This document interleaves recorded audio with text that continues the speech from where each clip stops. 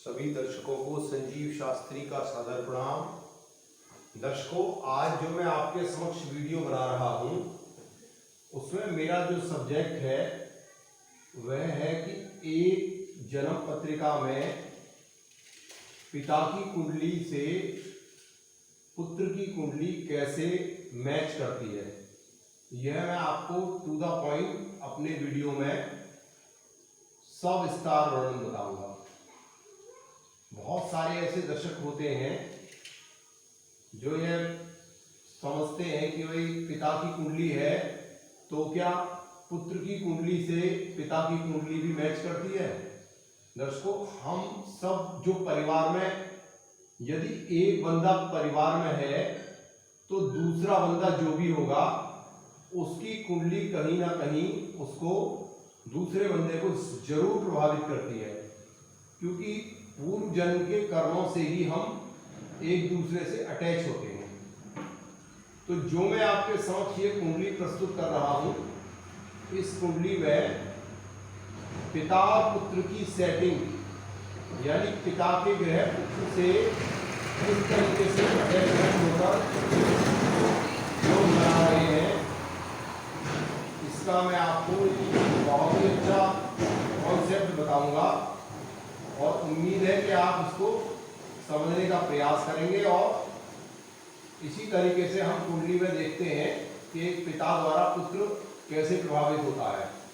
दर्शकों, इसमें वृश्चिक लग्न की कुंडली है, लग्न में इसमें राहु विद्यमान है और दर्शकों केतु यहाँ सप्तम भाव में विद्यमान है, एवं जो चौथा स्थान है वहां पे सूर्य, बुध, गुरु एवं शुक्र विद्यमान है। गुरु शुक्र विद्यमान है और दशम भाव में मंगल, दशम भाव में दर्शकों मंगल, ये कुंडली है दर्शकों। और यहां शनि और बिल्कुल जस्ट लाइक यहां पर चंद्रमा है। इस तरीके की दर्शकों यह कुंडली है। अब इसमें क्या सेटिंग बनी है दर्शकों, इसमें जो पिता से इनकी जो कुंडली में सेटिंग बनी है वो ये बनी है कि इस जातक का जन्म हुआ दर्शकों शुक्र की महादशा में, और शुक्र इसकी कुंडली में दर्शकों चौथे स्थान पर बैठा है, जो कि आपको दिख भी रहा है कि शुक्र लग्नेश होकर चौथे भाव में दिग्बली है और यहाँ शुक्र 1 डिग्री में है दर्शकों। और शुक्र जो है केतु के नक्षत्र में है, केतु के नक्षत्र में शुक्र है। तो इन्होंने यह बताया कि जब से यह बच्चा पैदा हुआ है, जब से पिता की कोई प्रोग्रेस नहीं हुई। दर्शकों, केतु और राहु यह दोनों डिटैचमेंट के ग्रह हैं और यहाँ केतु जो है वह लगन से 7वें भाव में है, क्योंकि 7वां भाव भी बहुत ज्यादा कारक नहीं है, और यह चंद्रमा से अष्टम भाव में है, जो कि आप समझ सकते हैं कि चंद्रमा से अष्टम भाव में केतु, और वह भी यहाँ टोटल 22 डिग्री लेकर बैठा है। वो सॉरी, यहाँ जो अष्टक वर्ग में इसको अंक मिले हैं दर्शकों वह 22 है, यानी जो सर्वाष्टक वर्ग में इस भाव को अंक मिले हैं वो 22 हैं। और दर्शकों केतु के जो यहां हम अष्टक वर्ग देखेंगे, भिन्नाष्टक वर्ग, वो कैसे देखेंगे, केतु किसकी राशि में है दर्शकों, मंगल की राशि में, और मंगल को यहां पर 1 अंक मिल रहा है, यानी कि 8 में से 1 अंक मिल रहा है। अतः केतु यहां बहुत ज्यादा वीक हो गया, क्योंकि यहां सर्वाष्टक वर्ग में भी कुल 22 अंक मिले और जो भिन्नाष्टक वर्ग है उसमें भी मात्र 1 अंक मिला है। तो दर्शकों, जैसे ही जातक ने जन्म लिया तो शुक्र की महादशा शुरू हुई। तो वैसे हम प्रथम दृष्टया देखेंगे तो शुक्र यहाँ पर कई शुभ ग्रहों के साथ युति संबंध बनाकर दशम भाव को देख रहा है, पिता के घर को देख रहा है, लेकिन फिर भी यह पिता के लिए जातक बहुत ज्यादा शुभ नहीं रहा, क्योंकि पिता का कारोबार भी बहुत मंदा चला और पिता की जो आर्थिक स्थिति थी, शारीरिक स्थिति थी, वो भी काफी डावाडोल रही। उसका मेन कारण है दर्शकों शुक्र का केतु के नक्षत्र में होना। एवं उसके बाद दर्शकों इसका जन्म बच्चे का हुआ 18 अगस्त 2003 को, और ये शुक्र की महादशा चली 2016 तक, और 2016 के बाद इस बच्चे को सूर्य की महादशा चली, और सूर्य इस बच्चे की कुंडली में दर्शकों चौथे भाव में स्वग्रही बैठा है और नवांश कुंडली में उच्च राशि में है। लेकिन दर्शकों वह भी केतु के नक्षत्र में है, केतु के नक्षत्र में सूर्य भी है। और इस बच्चे की कुंडली में जब इसका जन्म हुआ तो 13 वर्ष तक लगभग शुक्र की महादशा चली जो कि केतु के नक्षत्र में है, और उसके पश्चात जो है सूर्य की महादशा चली जो केतु के नक्षत्र में है। तो केतु यहाँ पर बहुत ज्यादा वीक है और चंद्रमा से अष्टम भाव में है। तो इस बच्चे की ना तो पढ़ाई बिल्कुल हो पाई, यह बच्चा इंटर के पेपर भी नहीं दे पाया, और दर्शकों इस बच्चे के साथ एक प्रॉब्लम और हुई कि जैसे ही इसकी सूर्य में केतु की महादशा शुरू हुई, ऐसे ही केतु जो है दादी का कारक है, और इसकी दादी एक्सपायर हो गई, और इसको अपने माता पिता से अलग रहना पड़ गया। यह शहर में रहता था और इसको इसके माता पिता से अलग रहना पड़ गया, और केतु क्योंकि सेपरेशन का कारक है, डिटैचमेंट का कारक है, अतः यह बच्चा इसके माता पिता इससे 200 किलोमीटर दूर रहते थे और अकेला बच्चा था, और इसको अपने पिता का कारोबार संभालना पड़ा, और उसमें काफी इसको दिक्कतों का सामना करना पड़ा, क्योंकि सूर्य केतु का जो कॉम्बिनेशन है वह खराब था इसकी कुंडली में। दूसरा जो लॉजिक है वह है इसकी कुंडली में दर्शकों इसकी साढ़े साथी का, इसके पिता की जब साढ़े साथी चली तो वह चली 2016 से लेकर 2023 तक दर्शकों।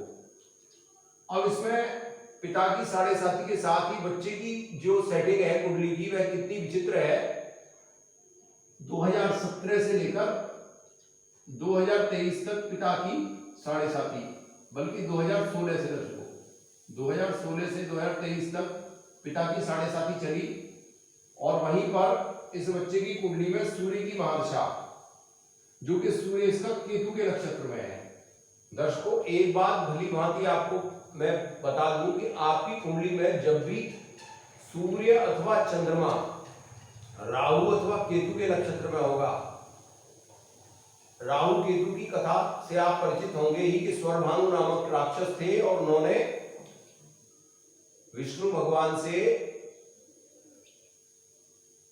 बैर किया था, और विष्णु भगवान को पता चल गया था, सूर्य चंद्रमा ने उनकी शिकायत कर दी थी विष्णु भगवान से, और विष्णु भगवान ने सुदर्शन चक्र से उनका धड़ सर से अलग कर दिया, तब ये राहु केतु बने।